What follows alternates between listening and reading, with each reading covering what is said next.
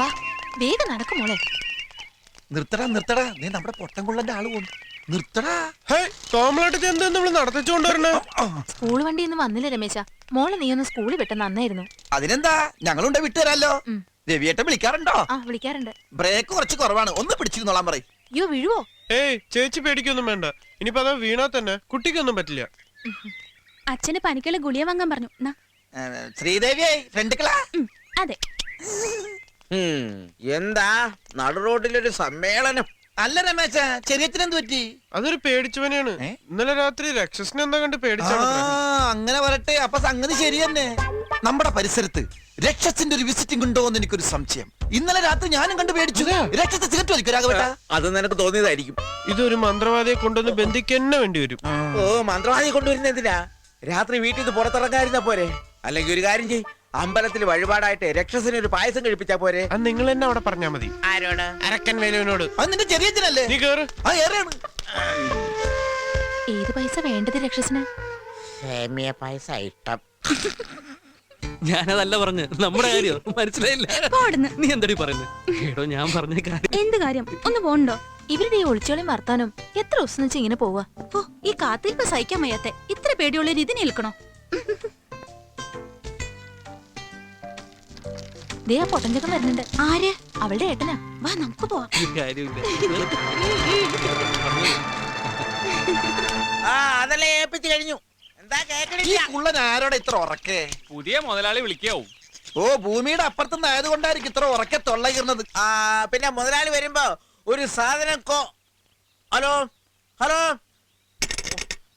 നാശം. കാര്യമായിട്ടൊരു സംഗതി പറയാൻ തുടങ്ങുമ്പോഴാ ഫോണിന്റെ ഒരു കളി. അയ്യോ, ചെടിക്ക് നോവും. നന്നായിട്ട് തിരക്കടി. അവിടെ അതെ, പൊട്ടംകുള്ളം വരുന്നുണ്ട്. ഇനി ഇവിടെ വന്നിട്ട് എന്താക്കാനാണാവോ? എന്ത് സാധനം കൊണ്ടുവരാനാ നിങ്ങൾ മുതലാളിയോട് പറഞ്ഞത്? അത് നീ എങ്ങനെ കേട്ടു? നിങ്ങളുടെ മുതലാളി ജവിവട്ടനൊന്നും അല്ലല്ലോ. എന്താ പറഞ്ഞേ? അല്ല, എനിക്ക് എന്ത് പറഞ്ഞാലും കേൾക്കാന്ന് പറയായിരുന്നു. നീ എന്താ ആളക്കളിയാക്കാണോ? അല്ല രാഘവേട്ട, നിങ്ങളുടെ പുതിയ മുതലാളി വരുമ്പോഴേ ഈ ചെവിയിൽ വെക്കുന്ന ഒരു കുന്ത്രാണ്ടം കൊണ്ടുവരാൻ പറയായിരുന്നില്ലേ? അതെ, ഞാനൊരിക്കൽ സൂചിപ്പിച്ചിട്ടുണ്ട്. വരുമ്പോ കൊണ്ടുവരേണ്ടതാ. ഇനിയിപ്പോ അതിന്റെ ഒരു കുറവുണ്ട്. അതെ അതെ അതെ, നല്ല തിളച്ചു മറിയുന്ന എണ്ണ മുതലാളി ഇല്ലേ, അയാളെ പിഴിഞ്ഞൊരു വഴിയാക്കി കിടത്തി. അവസാനം അയാൾ ഇത് വിറ്റിട്ടും പോയി. ഇപ്പൊ ഇയാളുടെ വലയപ്പെട്ടേക്കണ അസല് തിമിങ്കലാണ്. ഇയാളുടെ ചുക്രം തെളിഞ്ഞ അല്ല എന്ത് പറയാനാണ്? പണിയെടുക്കാണ്ട് നാട്ടുവിശേഷം പറഞ്ഞോണ്ട് നിന്നാലേ വൈകുന്നേരം കൂലിയാരത്തില്ല. പറഞ്ഞില്ലെന്ന് വേണ്ട. ഇവനൊരു സംശയം ചോദിച്ചപ്പോ പറഞ്ഞു കൊടുത്താണ് രാഘവേട്ടോ. പോട്ടൻ. അയ്യോ, അവന്റെ ഒരു സംശയം. പണിയെടുക്ക്. പറയണത് കേട്ടത്തൊന്നും ഇയാളുടെ വീട്ടിൽ നിന്ന് കൊണ്ടുവന്ന കൂലി തന്നെയാണ്. കാശ് അയാളുടെ അല്ലേ? കേവിട്ട് പൊട്ടൻ. നീ വേഗം പണി തീർക്ക്. ടൈലറിംഗ് സ്കൂൾ വിടാൻ സമയമായി.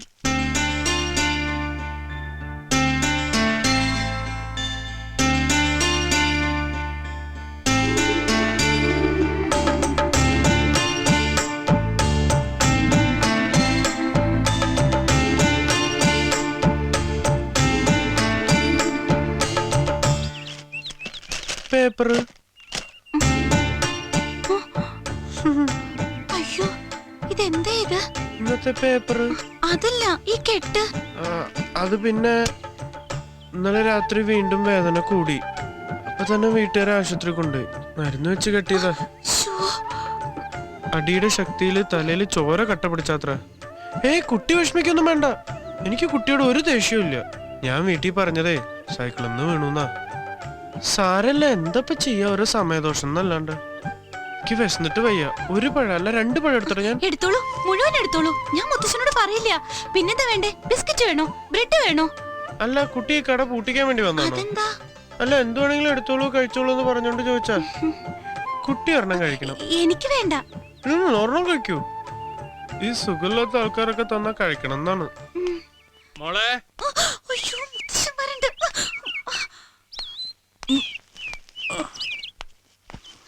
ഇതാര് രമേശനോ? അവൻ വലിയ തലക്കെട്ട് കെട്ടി ഇറങ്ങിയിട്ടുണ്ട്. ഇന്നലെ കിട്ടിയതൊക്കെ നീ മറന്നോ? ഇനിയും തലക്കെട്ട് കെട്ടി നടന്ന ആരെങ്കിലും അടി മേടിച്ചു നോക്കട്ടെ. പ്രേമിച്ചു നിന്നെ ഞാനൊരു ദേവസ്ത്രീയാക്കും. അങ്ങനെ ഒരു പ്രേമം പൂ പോലെ വിടരാൻ പോവുകയാണ്. വിടരാന്ന് പറഞ്ഞാല് എന്നോടുണ്ടോന്ന് അറിയില്ലല്ലോ. കേട്ടെടുത്തോളം ഉണ്ടാവാൻ സാധ്യതയുണ്ട്. അതെങ്ങനെ?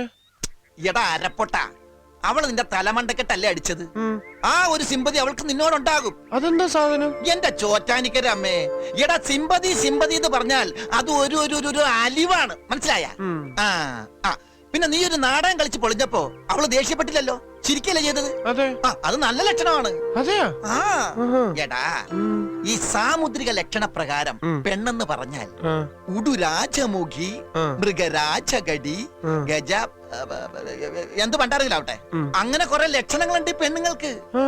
ഞാൻ പറയുകയാണെങ്കിൽ അടുത്ത സ്റ്റെപ്പ് നീ അവക്കൊരു കത്ത് കൊടുക്കണം. ഏ? നിന്റെ മനസ്സിൽ അവളോടുള്ള സ്നേഹത്തിന്റെ അളവ് കത്തിലൂടെ അറിയിക്കാൻ പറ്റുമോ? അങ്ങനൊക്കെ ചോദിച്ചാല് കൊടുത്തിട്ട് വാങ്ങിയില്ലെങ്കിലോ? ഛെ, ഈ പോസ്റ്റ്മാൻ കത്ത് കൊടുക്കുന്നതിനെ കൊടുക്കാനല്ല പറഞ്ഞത്, അതിനൊക്കെ ഒരു തഞ്ചം വേണം. ഉം. ആരുമില്ലാത്ത സന്ദർഭം നോക്കി നിങ്ങൾ രണ്ടുപേരും മാത്രമുള്ളപ്പോ മറച്ചു പിടിച്ച കത്തുതാ ഇങ്ങനെ പുഷ്പം പോലെ ഒതുക്കി പിടിച്ച് അനുരാഗപൂർവം അവളെ ഒന്ന് നോക്കി കത്തൊന്ന് ചലിപ്പിക്കുക. ദാ ഇങ്ങനെ. അപ്പൊ തന്നെ പെണ്ണുങ്ങൾക്ക് സൂക്കേട് മനസ്സിലാവും. ആ. അവരുടെ മുഖത്ത് പുഞ്ചിരിയാണ് വിടരുന്നതെങ്കിൽ ധൈര്യമായിട്ട് കത്ത് കൊടുക്കുക. പന്തികേട് തോന്നിയാല് പിന്നെ അവിടെ നിൽക്കരുത്. കൊടുത്തുന്ന് വെക്ക. അപ്പൊ പിന്നെ മറുപടി എങ്ങനെയാവും? നല്ല കൈക്ക് ബലമുള്ള ആങ്ങളമാരുണ്ടെങ്കിൽ ഓട്ടാനെ മറുപടി കിട്ടും. ആദ്യ കൊടുക്കടോ പിന്നല്ലേ മറുപടി. എന്നാലും ഒരു പേടി. ആ ഇങ്ങനെ പേടിച്ചൂരി നടന്നാലൊന്നും പ്രേമിക്കാൻ പറ്റൂല. ആ പിന്നെ ഒരു കാര്യം, ഈ പ്രേമിക്കാൻ നടക്കണ കാമൂൻ എന്നൊക്കെ പറഞ്ഞാല് ആ. സുന്ദരനായിരിക്കണം, എന്നെ പോലെ. ഉം. ആ ഈ നാറി പുളിച്ചതൊക്കെ മാറ്റി നന്നായി മേക്കപ്പ് ചെയ്ത് നല്ല ചെത്ത് സ്റ്റൈലിൽ നടക്കണം. എന്നാലേ ഈ പെണ്ണുങ്ങൾ വലയിൽ വീഴുള്ളൂ. അതൊക്കെ ഞാൻ ചെത്തിക്കോളാം. ആ അവൾക്കുള്ള കത്ത് കൊടുക്കാൻ എന്താ വഴി? ഒറ്റപ്പാലം പട്ടാമ്പി വഴി. എടാ ആദ്യം നീ എഴുത്. ഓ നിനക്ക് എഴുത്തും വായന അറിയില്ലല്ലോ. ഒരു കാര്യം ചെയ്യാം, ഉം. നാളത്തെ കഴിഞ്ഞാല് എനിക്കൊരു ദിവസത്തെ പണിയുണ്ട് അവിടെ. ഉം. നീ എഴുതുന്ന പോലെ ഒരു കത്ത് എഴുതി ഞാൻ അവൾക്ക് കൊടുക്കാം. അത് കൊള്ളാം. ആ. ഞാൻ തന്നാന്ന് പറഞ്ഞാ മതിയല്ലോ. അതൊക്കെ ഇരിക്കട്ടെ, എന്താ പെണ്ണിന്റെ പേര്? പേര് ആ. അതറിയില്ല. പിന്നെ എന്തുട്ട് പ്രേമോടോ? കത്ത് എഴുതുമ്പോ പേര് വെച്ച് തുടങ്ങണ്ടേ? ആ അല്ലാതെ പറ്റും. പ്രിയമുള്ളത്, അല്ലെങ്കിൽ എന്റെ പ്രാണേശ്വരിക്ക്, അങ്ങനെയൊക്കെ തുടങ്ങാം. എത്ര കത്തെഴുതിയ കൈയാണ് ഇതെന്ന് അറിയോ? അല്ല ഇത് അറിയോ?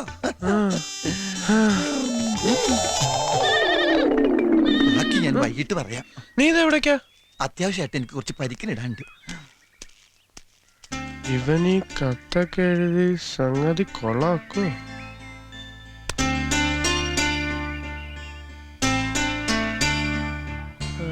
ഈ പണ്ടരക്കൊക്കെ പറ്റിച്ചൂലോ പണി. ഛേ.